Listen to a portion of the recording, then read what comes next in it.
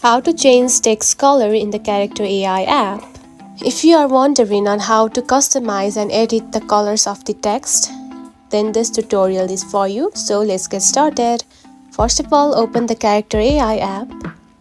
After opening the app, you will see something like this, which are the recent chats. Now to change the text color, tap onto one of the chats, just like this. Then tap onto your profile icon at the top right here. Then here you can find the customize chat option right here. Now select it.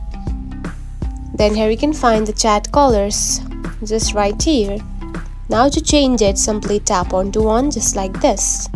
Now here is the thing, to change the text color you need to subscribe to the Character.AI app. For that, simply tap onto subscribe and purchase it. And only after buying it you can change the text colors.